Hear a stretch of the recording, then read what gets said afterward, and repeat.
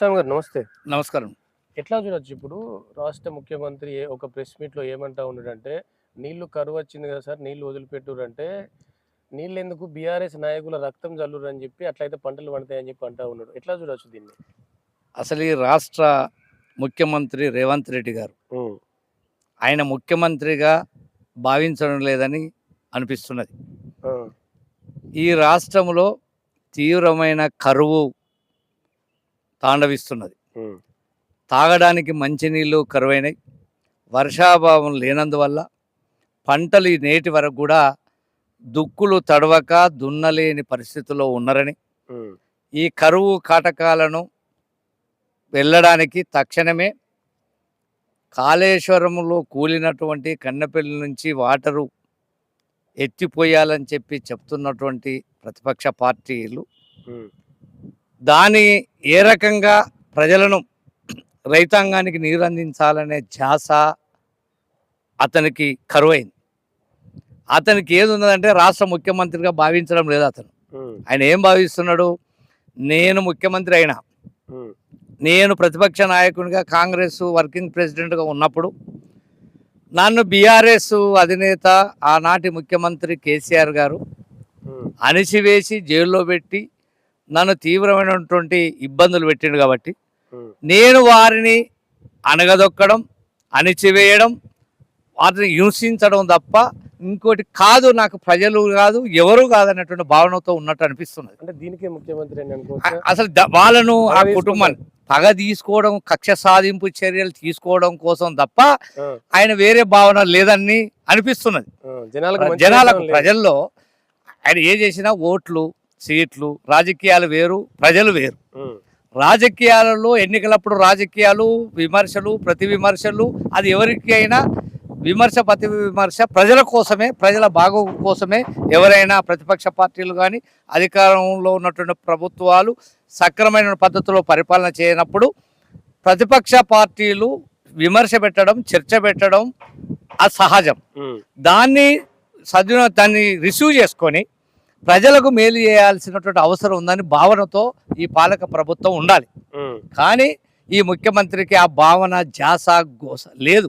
ఆయనకు ఉన్నదంతా ఈ రాష్ట్రంలో నేను ఆ ముఖ్యమంత్రిని, గతంలో ఏ రకంగానైతే రియల్ ఎస్టేట్ దందా చేసి అక్రమాలు దుర్మార్గం చేశాడో హ్మ్. అతని నుంచి ఆ ధ్యాసను అందులో నుంచి ఆయన బయటపడి నేను పనిచేయాలి అనేటువంటి జ్ఞానము ఆయనకు ఉన్నట్టు కనిపించడం లేదు. ఎందుకంటే 3 సంవత్సరాలు అయింది. హ్మ్. 3 సంవత్సరాల కాలంలో ఈ రాష్ట్రంలో ప్రభుత్వ యంత్రాంగం అసలు ముఖ్యమంత్రి రేవంత్ రెడ్డి గారి కంట్రోల్లో, ఈ రాష్ట్ర ప్రభుత్వ కంట్రోల్లో అధికార యంత్రాంగం ఉన్నట్టు ప్రజలు భావించడం లేదు. హ్మ్. ఆ యంత్రాంగం అంతా వాళ్ళ పని వాళ్ళు చేసుకుంటూ పోతే అజమాయిషీ లేదు. అంటే ఎవరికి తోసింది వాడే. ఎక్కడ చూసినా లా అండ్ ఆర్డర్ కూడా చాలా లా అండ్ ఆర్డర్ పోయింది, రెవెన్యూ డిపార్ట్మెంట్ పోయింది, టోటల్గా పోలీసులు విచ్చలవిడిగా, హ్మ్. అసలు రెవెన్యూలు విచ్చలవిడిగా, ఎవరికి దోసింది వాడు దంచక తినుడు, దోపిడీ చేసుడు తప్ప ప్రజలను విపరీతమైనటువంటి హింస, దోపిడీ చేస్తున్నారు తప్ప ప్రజలకు మేలు చేసేటువంటి పరిస్థితులు లేరు. దానికి పాలక ప్రభుత్వము వాళ్ళు భయపడుతున్నారు. అసలు ఈ ప్రభుత్వంలో ఉన్నటువంటి సెకండ్ లీడర్షిప్ కూడా కాంగ్రెస్ ఎన్నుకుంటే మరో కొంతకాలం పాటు ఉంటుందని భావనతో అనుకున్నాం. కానీ ఈ ముఖ్యమంత్రి వల్ల, రేవంత్ రెడ్డి గారి పరిపాలన వల్ల మాకు చాలా తీవ్రమైనటువంటి అవమానం ఎదురవుతుంది. ఏమాత్రం కూడా పనులు కావడం లేదు. రెవెన్యూ ఎంఆర్ఓ ఆఫీసులో పోతే అవినీతి, పోలీస్ స్టేషన్లో పోతే ఫ్రెండ్లీ అనేది, అసలు నేరస్తుడు కూర్చుంటాడు, అసలు నేరానికి గురైనోడో పోలీస్ స్టేషన్ చుట్టూ తిరుగుతాడు. ఈ రకంగా జరుగుతుందని భావనతో ప్రజలు తీవ్రంగా చర్చించుకునేటువంటి స్థితి వచ్చింది. ఇంత దుర్మార్గమైన, ఇంత అనతి కాలములో ఈ ప్రభుత్వం మీద, రేవంత్ రెడ్డి గారి మీద ఇంత వ్యతిరేకత వస్తుందని మేమైతే భావించలే. కానీ దురదృష్టం ఏంటంటే ఆయన మీద వ్యతిరేకత వచ్చింది. మరి ఎవరి పరిస్థితి? బీఆర్ఎస్ ఉందంటే వారేం చొక్కం చేసిందని 10 సంవత్సరాల కాలంలో అవినీతి, అక్రమం, కుటుంబ పాలన చేసిందనే అనగదొక్కబడుతున్నటువంటి రేవంత్ రెడ్డిని హైపీజీకి తీసుకొచ్చి ముఖ్యమంత్రి చేసిండ్రు ప్రజలు. కానీ మరి బీఆర్ఎస్ కూడా రావడం లేదు, మైలేజ్ రావడం లేదు. దానికి కారణం ఏంటంటే ఆ మైలేజ్ రాకపోవడానికి కారణం కూడా వాళ్ళు కుటుంబ పాలన చేసి మొత్తం విచ్చలవిడిగా అవినీతికి పాల్పడ్డారు అనేది ప్రజల్లో ఆ రకమైన అభిప్రాయం ఉన్నది. ఇప్పటి కూడా వారి మీద విశ్వాసం రావడం లేదు. అంటే ఓ పక్క- మన వెంకటస్వామి గారు నేను ఏమంటున్నా అంటే ఇప్పుడు కాంగ్రెస్ మీద వ్యతిరేకత ఉంది. ఇప్పుడు ఆల్రెడీ చాలా ఆఫీసులలో ఎంఆర్ఓ ఆఫీసులలో ఆర్డీ ఆఫీసులలో ఒక్కరు కూడా పని చేయట్లేదని చెప్పి ప్రభుత్వ పథకాల మీద వ్యతిరేకత ఉంది.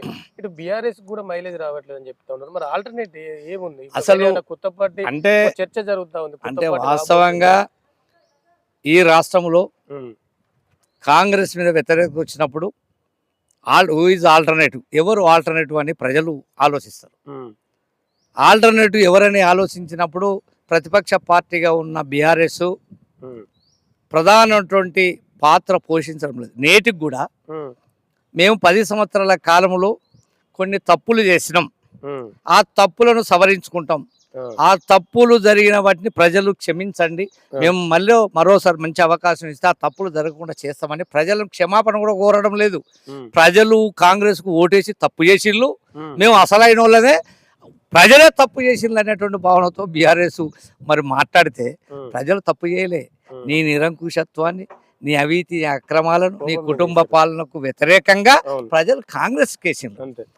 ఎందుకేసిండ్రు అనే భావనతో తప్పు మేము చేసినాము, మేము తప్పును సవరించుకుంటాం అనే భావనతో ఇప్పటికీ వాళ్ళు ఆలోచించడంలా.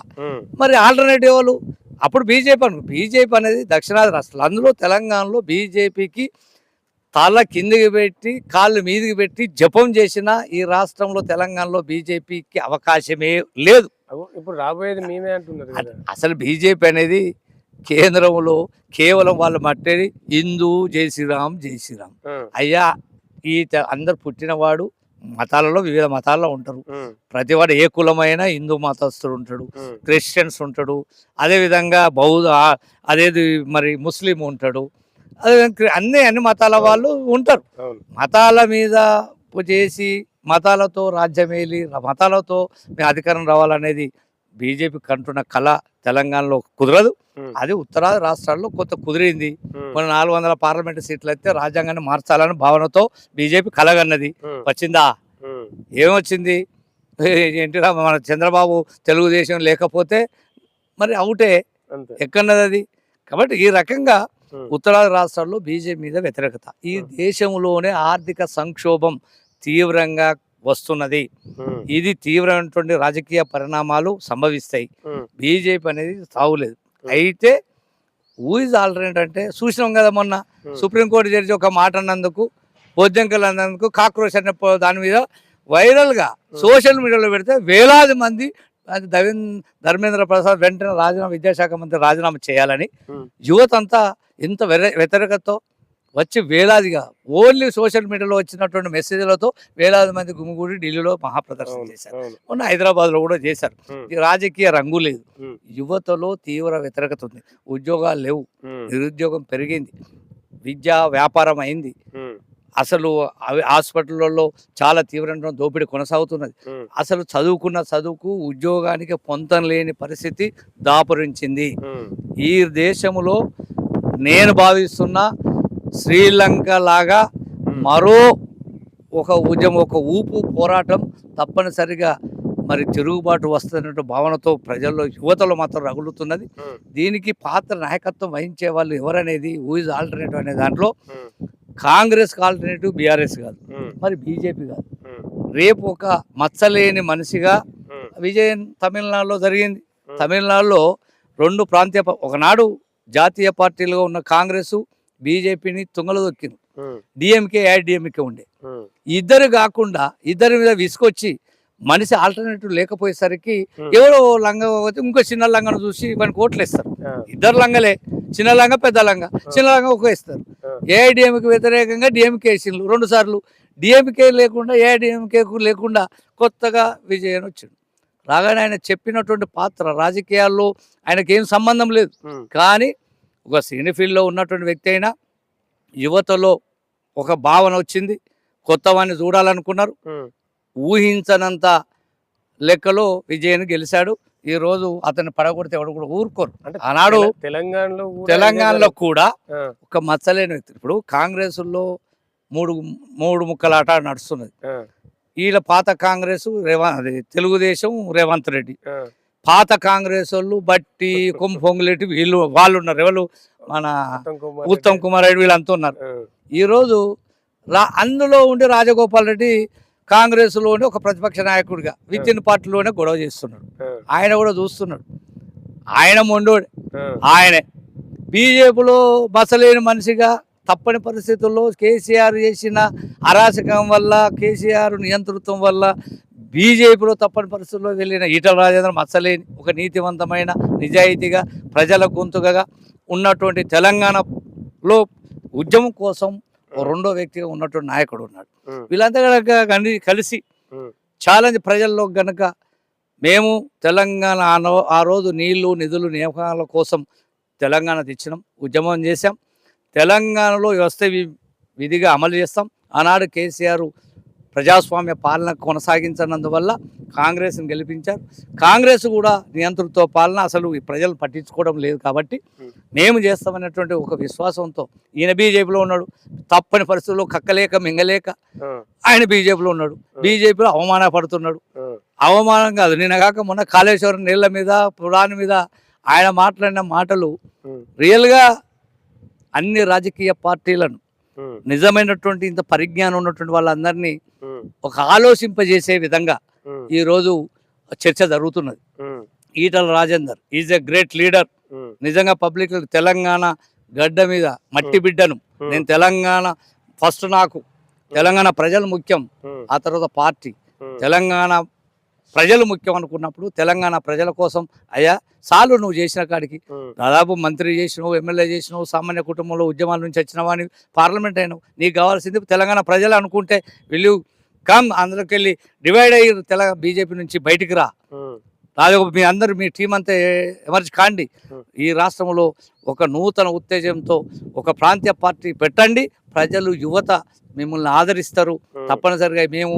అన్లుండే మేము కొట్లాడతాం, మాకు తెలంగాణ ప్రజలే ముఖ్యమని ఈ ముచ్చట్లు ఎప్పుడు సాధ్యం కాదు. ఆలోచన ఉందా పార్టీ పెట్టే ఆలోచన? పెట్టాలే, పెడితే మంచిది, విశ్వాసం ఉంటుంది, అందులో మాట్లాడుకుంటాను జరగదు కదా. బీజేపీలో వాళ్ళు వాళ్ళే కొట్టుకుంటారు కదా. ఆ బీజేపీ అనేది రాష్ట్రంలో సాధ్యం కాదు. ఆ, బీజేపీ చేసేది శుద్ధ అది పచ్చి హిందుత్వంతో చేసేటువంటిది. ఉమ్, నీ తెలంగాణలో బీజేపీ అసాధ్యం. ఓకే. ఏదో అది ఆ నరేంద్ర మోడీ అన్నతో 8 గెలిచింది, ఇప్పుడు 8 కాదు, ఒకటి కూడా ఈ రాష్ట్రంలో పార్లమెంట్ సీటు గెలవదు, రాష్ట్రంలో అధికారంలోకి వచ్చే ప్రసక్తి లేదు. ఆ, నువ్వు ప్రజల పక్షం, ప్రజలు అనుకున్నప్పుడు ప్రజలు నిన్ను విశ్వసిస్తారు, మాటలు కాదు చేతులతో రా, ఉమ్, సీట్లు ఉన్నా పోయినా ప్రజల పక్షాన్ని కొట్టడానికి సిద్ధపడు నువ్వు. ఉమ్, ఈటల రాజేందర్ గారిని అవి చెప్తున్నాం. అదేవిధంగా ఆయన కోమటిరెడ్డి రాజగోపాల్ రెడ్డి, ఉమ్, కొండ విశ్వేశ్వర రెడ్డి ఉమ్, నీతి గల్లా నిజాయితీ గల్లా రాజకీయ నాయకులు. మీకు డబ్బు, మీరు ప్రజల నుంచి చాలా కష్టపడి ఆస్తులు, పూర్వం నుంచి వచ్చిన ఆస్తులు, డబ్బు ఉంది, రాజకీయాలకు వచ్చి ప్రజలకు సేవ చేయాలనే లక్ష్యంతో ఉన్నప్పుడు మీరు ఒక నూతన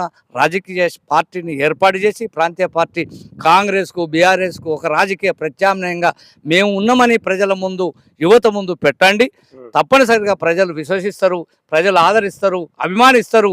రాబోయే కాలంలో ఒక నూతన రాజకీయ శక్తి అభివర్ణించేటువంటి అవకాశం ఉంటుంది. మీరు చెప్పడం కాదు, చేతుల్లో చూపించండి అని మేము విజ్ఞప్తి చేస్తున్నాం.